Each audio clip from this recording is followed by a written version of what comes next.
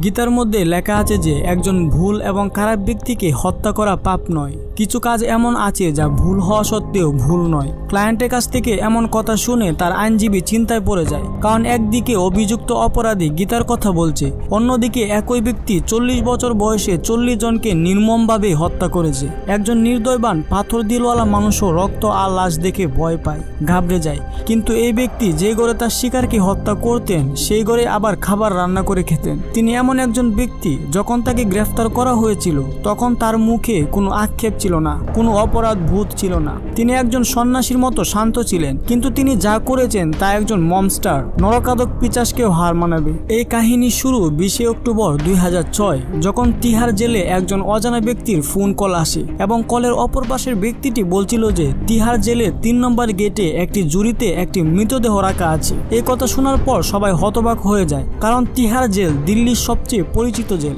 এটার বাইরে মৃতদেহ রাখা অসম্ভব। এমন কাজ একমাত্র সেই ব্যক্তি করতে পারে যার কোনো কিছুতেই ভয় নেই। যখন বাহিরে গিয়ে পুলিশ চেক করে তখন তারা দেখে যে সেখানে একটি জুড়ি রাখা আছে এবং সেই জুড়ির মধ্যে মৃত ব্যক্তির বডি বেঁধে রাখা হয়েছে, আর তার নিচে একটি লেটার যেটাতে পুরো বিচার ব্যবস্থাকে গালিগালাজ করা হয়। আমরা যদি এই চিঠি সংক্ষেপে এক লাইনে বলি তাহলে অপরাধী পুলিশকে চ্যালেঞ্জ করে বলছে, পারলে আমাকে ধরে দেখা। যিনি এই লাশটি সেখানে রেখেছে আর এই লেটার লিখেছে, এটা স্পষ্ট ছিল যে দেশের বিচার ব্যবস্থার প্রতি তার অনেক ক্ষোভ ছিল। সে তার লেটারের সাহায্যে এটা বোঝাতে চাইছিল যে সে তার কাজে কতটা দক্ষ আর পুলিশ কিভাবে তাদের কাজ সঠিকভাবে করছে না। তদন্তের সময় সেই কলটি প্রথম ট্রেস করা হয়, যেটি পুলিশের কাছে 20 অক্টোবর আসে আর পুলিশদের ঘুম উড়িয়ে দেয়। পুলিশ এটা জানায় যে সে কলটি একটি এসটিডি বুথ থেকে এসেছিল।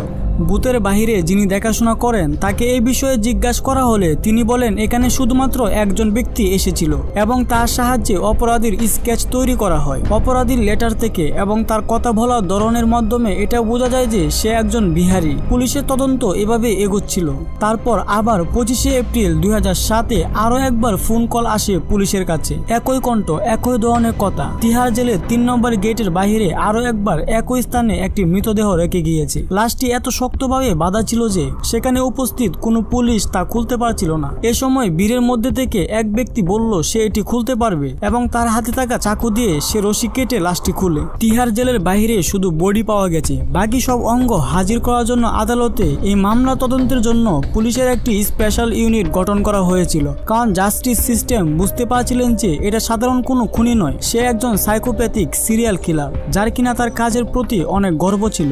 লাশ শনাক্ত না করতে পারায় মামলা আরো কঠিন হয়ে পড়েছিল। তিহার জেলের বাহিরে পাওয়া মৃতদেহের দুটি মাথাবিহীন। লাশটি কার এবং কোথায় হত্যা করা হয়েছে সে বিষয়ে কোনো ধারণাই ছিল না পুলিশের। গোটা দিল্লিতে এই খুনির খোঁজ শুরু হয়ে যায় এবং সে সময় পুলিশ আরো একটা খবর পায় যে তিহার জেলের 3 নম্বর গেটের বাহিরে একটা চিঠি সহ আরো একটা মাথাবিহীন লাশ পাওয়া গেছে। চিঠিতে কিলার পুলিশের উদ্দেশ্যে লেখে যে তাকে খুঁজে বের করার জন্য একটি বড় পুরস্কার রাখা উচিত, কারণ সে যা করছে তার জন্য তার গর্ব ছিল। তিনি আরো লিখেছিলেন যে তিনি 7-8 বছর ধরে মার্ডার করে আসছে এবং যখন সে কাউকে খুন করতে পারে না তখন সে নাকি পাগলের মতো হয়ে যায়। কিলারের এই কথাবার্তাতে এটা বোঝা যায় যে তার মধ্যে সাইকোপ্যাথিক বৈশিষ্ট্য রয়েছে এবং ভয় ছিল যে সে যদি সাইকোপ্যাথিক হয় তবে সে তার এই প্যাটার্ন ফলো করতে করতে সে আরো অনেক ক্রাইম করবে।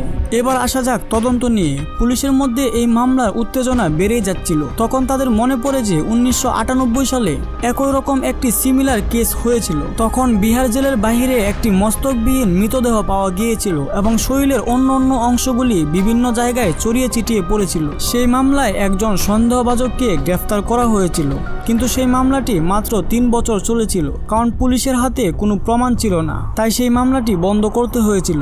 এখন যখন এই তদন্ত এগিয়ে চলছে তখন পুলিশের গোয়েন্দার কাছ থেকে এটা জানা যায় যে আজাদনগরে একই চেহারার এক ব্যক্তি এক ডক্টরের ক্লিনিকে নিয়মিত যাওয়া আসা করে। নরেন্দ্র পিলওয়ানের নেতৃত্বে পুলিশের টিম এগিয়ে যাচ্ছিল এবং পরের দিন তারা সেই ডক্টরের ক্লিনিকে পৌঁছায়। সেখানে ইনকোয়ারি করার মাঝখানে ডক্টরের কাছে সেই সিরিয়াল কিলারের ফোন কল চলে আসে। ডক্টরকে সিরিয়াল কিলার বলে পরের দিনের জন্য একটি অ্যাপয়েন্টমেন্ট ঠিক করে রাখতে। ডক্টরকে জিজ্ঞাসা করে এটা জানা যায় যে এই ব্যক্তির নাম হচ্ছে চন্দ্রকান্ত ঝা। চন্দ্রকান্তের 5টি মেয়ে ছিল যাদের ডেলিভারি একই হাসপাতালে একই ডক্টরের হাতে হয়। ডক্টরের কাছ থেকে এটাও জানা যায় যে চন্দ্রকান্ত ডক্টরের ব্রাদার ইন লকে মারার চেষ্টা করছে, তাই পুলিশ ডক্টরের ব্রাদার ফাদার ইনলকে জিজ্ঞাসাবাদ করে এটা জানতে পারে যে চন্দ্রকান্তের কাছে একটি মোটর কার গাড়ি রয়েছে যেটার উপর সে সবজি বিক্রি করে। এই ছোট্ট তথ্যের ভিত্তিতে পুলিশ চন্দ্রকান্তের বাড়ি খুঁজে বের করে ফেলে এবং কয়েক ঘন্টার মধ্যে শহরের সবচেয়ে ভয়ঙ্কর সিরিয়াল কিলারকে হাতকড়া পরিয়ে পুলিশ হেফাজতে নিয়ে আসা হয়। ये है सीरियल किलर चंद्रकांत झा। 2006 और 2007 में तिहाड़ जेल के आसपास एक के बाद एक सरकटी लाशों के मिलने से खौफ फैल गया था। कातिल लगातार पुलिस वालों को फोन पर धमकी भी दे रहा था। यही चूक चंद्रकांत को महंगी पड़ी और चंद्रकांत पकड़ा गया। এবার পুলিশের সামনে বসে আছে সব প্রশ্ন ও রহস্যের জবাব।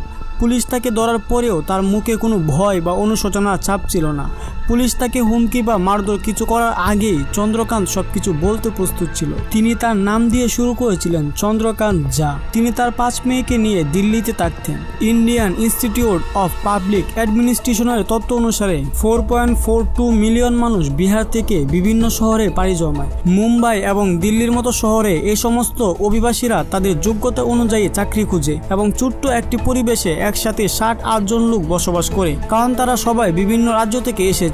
তাদের অনেক বৈষম্যর মধ্য দিয়ে যেতে হয়। চন্দ্রকান্ত যার সাথেও একই কাহিনী ঘটেছিল। তিনি দিল্লিতে এসে প্রথমে একটি সবজি বিক্রেতা হিসেবে কাজ শুরু করেন, যেখানে তিনি সবজির বস্তা তুলে ট্রাকে লোড আনলোড করতেন। চন্দ্রকান্তের জীবনে সবকিছু ভালোই যাচ্ছিল এক ভায়োলেন্স রাতের আগ পর্যন্ত, যেখানে একজন নিরপরাধ ব্যক্তিকে হত্যা করার কারণে চন্দ্রকান্ত একজন গ্যাংস্টারের বিরুদ্ধে আওয়াজ তুলেন। কিন্তু চন্দ্রকান্ত আওয়াজ তুলতে সে গুন্ডা চন্দ্রকান্তকে মেরে ফেলার চেষ্টা করেন এবং চন্দ্রকান্ত প্রায় মৃত্যু দুয়ারে চলে গিয়েছিল।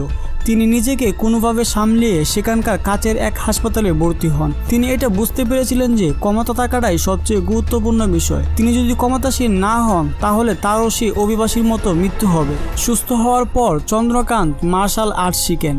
তিনি সিদ্ধান্ত নিয়েছিলেন যে গ্যাংস্টাররা তার সাথে যেমনটা করেছে এমনটা যেন আর কারোর সাথে না করতে পারে। চন্দ্রকান্ত যেখানে কাজ করতেন সেখানেও চন্দ্রকান্তের ইউনিয়ন নেতার সঙ্গে তার অনেক ভায়োলেন্স হিস্টোরি ছিল।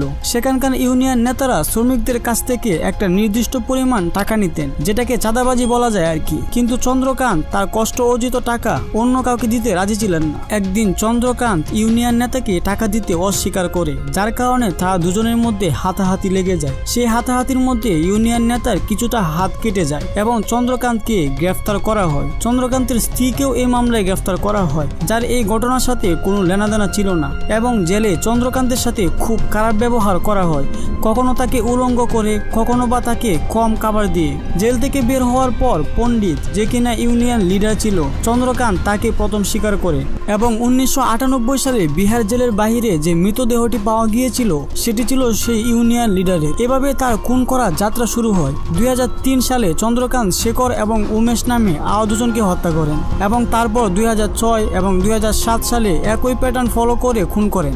আজ পর্যন্ত পুলিশ এই 3টি খুনের কোনো প্রমাণ পায়নি। পুলিশ সাম্প্রতিক হত্যার প্রমাণ পায় যখন চন্দ্রকান্ত তাদের জানায় যে সে যমুনা নদীতে লাশের মাথা ফেলেছে। তার মতে তিনি এই সমস্ত লোকদের হত্যা করে তাদের শাস্তি দিচ্ছিলেন এবং তার পাপ ধুয়ে ফেলতে তিনি তাদের মাথা যমুনা নদীতে ফেলতেন। তিনি বিহারের গোসাই গ্রামে থাকতেন এবং তার হিংস্র স্বভাবের কারণে সেখানকার লোকেরা তাকে খুব ভয় পেতেন। চন্দ্রকান্ত ছোটখাটো বিষয়েও অনেক উত্তেজিত হয়ে যেতেন। তার মধ্যে একটি হলো কেউ তাকে মিথ্যা কথা বললে এবং তার বাড়িতে কেউ ননভেজ খেলে। চন্দ্রকান্তের খুনের পদ্ধতি ছিল একেবারে আলাদা।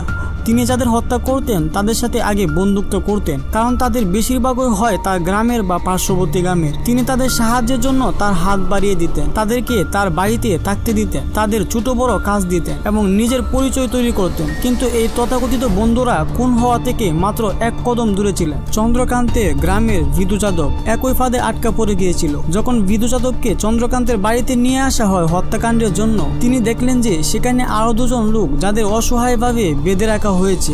বিধু যাদব এখানে সাহসিকতা দেখিয়ে তিনি নিজের সাথে সাথে বাকি 2 জনেরও প্রাণ বাঁচিয়েছিলেন, যার মধ্যে একজন অনিল মণ্ডল, যে কিনা চন্দ্রকান্তের বাড়ি থেকে তার ক্যামেরা নিয়ে গিয়েছিল। যে ক্যামেরা দিয়ে চন্দ্রকান্ত ভিকটিমদের ছবি তুলেছিলেন সেগুলো ছিল। আর এগুলো শুধু ছবি নয়, চন্দ্রকান্ত যা এর অন্ধকার সাইকোপ্যাথিক মনের প্রতিফলন। চন্দ্রকান্ত যখন তার এসব কাহিনী পুলিশের কাছে বলছিল তখন তার মুখে কোনো আফসোস বা ভয় ছিল না। তাই এখন প্রশ্ন হলো, চন্দ্রকান্ত যাকে দিল্লির সবচেয়ে ভয়ঙ্কর সিরিয়াল কিলার বানালো কে?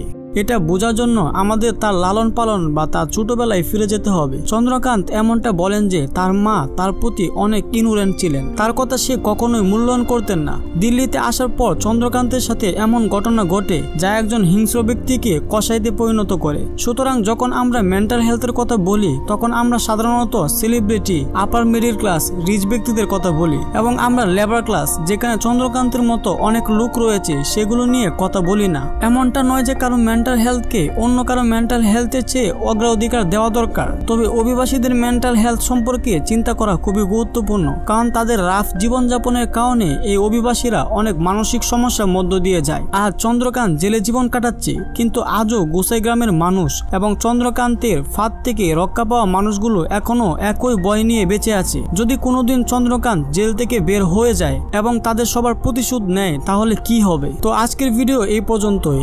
আপনার কি মনে হয় অভিবাসীদের জন্য মেন্টাল হেলথের সমস্যা কতটা গুরুত্বপূর্ণ? আপনাদের মতামত কমেন্টে জানাবেন। আর এই ভিডিওটি যদি আপনাদের ভালো লাগে তাহলে লাইক, শেয়ার এবং সাবস্ক্রাইব করতে ভুলবেন না।